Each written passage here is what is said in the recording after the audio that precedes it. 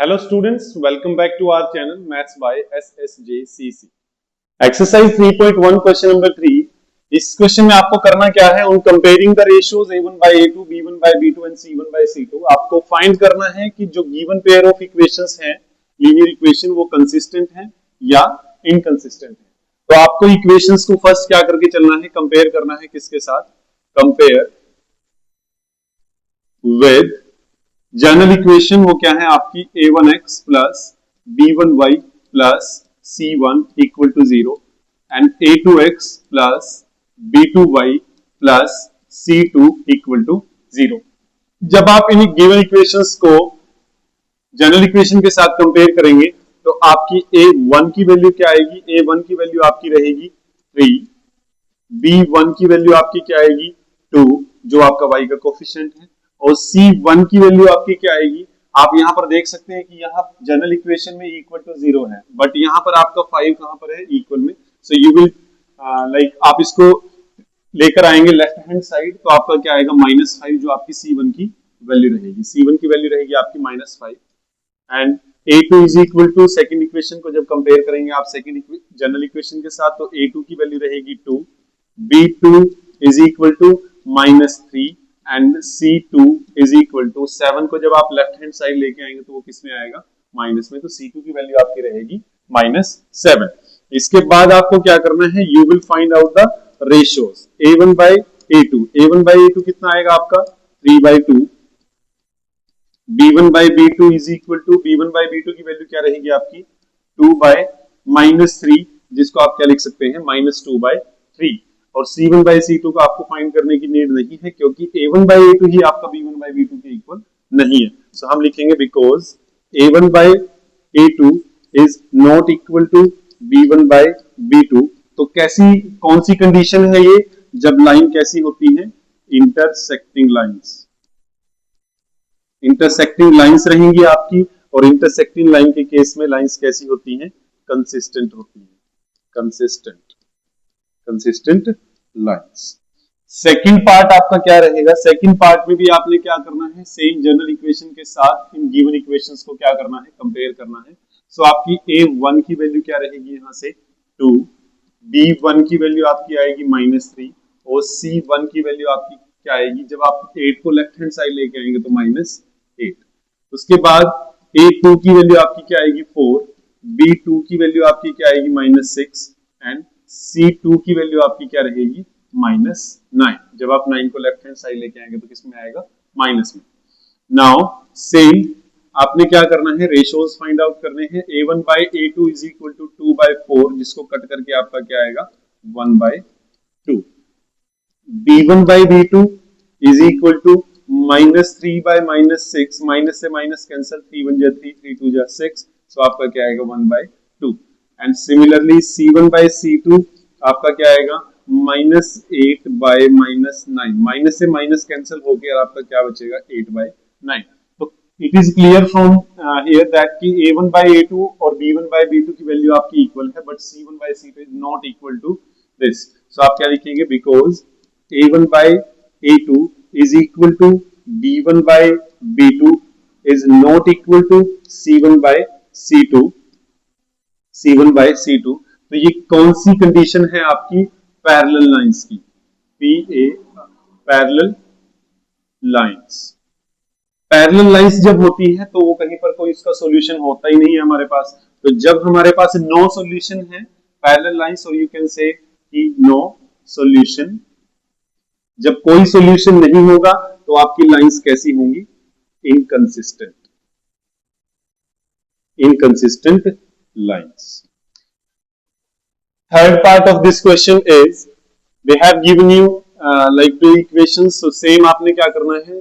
Solution में आपको compare करना है. Compare with A1x plus B1y plus C1 equal to 0, A2x plus B2y plus C2 equal to 0. अब जब आप इक्वेशंस को इनके साथ कंपेयर करेंगे तो आपकी फर्स्ट इक्वेशन है ये और सेकंड इक्वेशन है ये. फर्स्ट इक्वेशन में x का कोफिशिएंट क्या है आपका? 3/2. सो A1 की वैल्यू आपकी क्या रहेगी? 3/2. B1 की वैल्यू आपकी क्या रहेगी, coefficient of y which is 5/3, और C1 की वैल्यू आपकी क्या आएगी, जब आप 7 को लेफ्ट हैंड साइड लेके जाएंगे तो -7। A2 की वैल्यू आपकी क्या रहेगी, सेकंड जनरल इक्वेशन को आप सेकंड इक्वेशंस के साथ क्या करेंगे, कंपेयर करेंगे। A2 आपका 9 आएगा, B2 की वैल्यू आपकी आएगी -10, और C2 की वैल्यू आपकी आएगी -14। सो यहां से A1 बाय A2 जब आप रेशोज फाइंड आउट करेंगे, so A1 by A2 is equal to 3/2 multiply 9, 3 से इसको कट कर लीजिए, 3 3 जा 9, ये आपका क्या आएगा 1/6।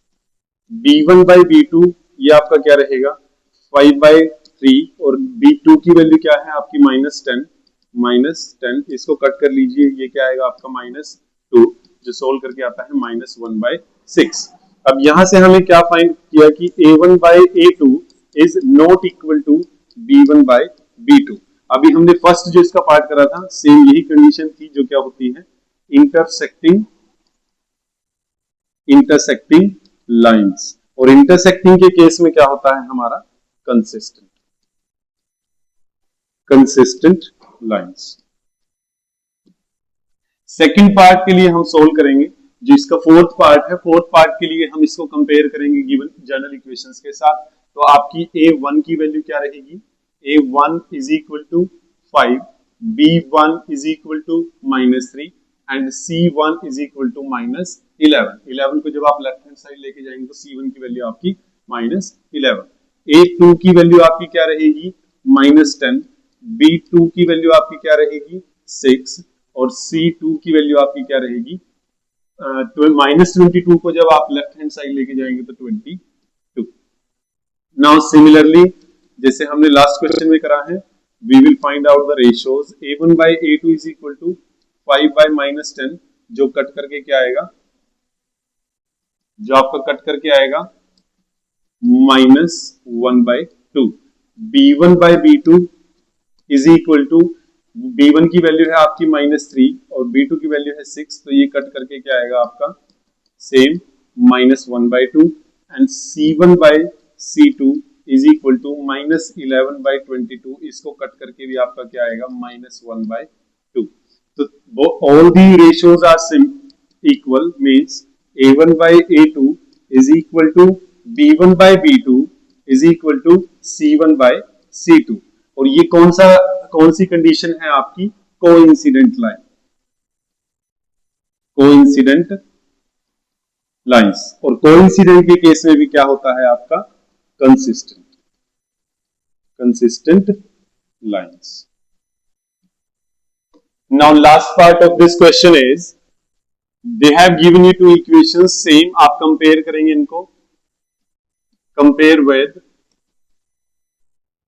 A1x plus B1y plus C1 equal to 0, and second one is your general equation A2x plus B2y plus C2 equal to 0। So यहां से जब आप कंपेयर करेंगे आपकी A1 की वैल्यू आएगी, जो x का कोफिशिएंट है वो है 4/3, और B1 की वैल्यू आपकी क्या आएगी 2, C1 की वैल्यू आपकी क्या आएगी, जब आप 8 को लेफ्ट हैंड साइड लेके जाएंगे तो -8। A2 की वैल्यू आपकी क्या रहेगी, coefficient of x in second equation जो है 2, B2 की वैल्यू आपकी कितनी रहेगी, coefficient of y 3, and C2 की वैल्यू आपकी क्या रहेगी 12 को जब लेफ्ट हैंड साइड लेके जाएंगे तो -12। अब आपको same A1 by A2 is equal to 4/3, और A2 की वैल्यू है नीचे 2, तो हम इसको कट करेंगे, 2 2 जा 4, आपका आंसर आएगा 2/3। B1 by B2 is equal to 2/3, and C1 by C2 is equal to -8 by -12। जब आप इसको कट करेंगे 4 2 जा 8 and 4 3 जा 12, 2/3। तो यहां से आपने क्या देखा कि तीनों ही रेशो हमारे क्या हैं, इक्वल है, because A1 by A2 is equal to B1 by B2 is equal to C1 by C2, जो क्या है आपका 2/3। सो इस केस में क्या होता है, जब आपके तीनों ही रेशो क्या है, इक्वल है, सो कोइंसिडेंट लाइंस होती हैं। मीन्स इनफाइनाइटली मैनी सॉल्यूशंस, और इस केस में आपकी कैसी लाइंस होती हैं? Consistent lines, consistent lines. So this is the solution of question number 3. बस भाई okay. यो क्या यहाँ तो क्लियर नहीं दिख रहा।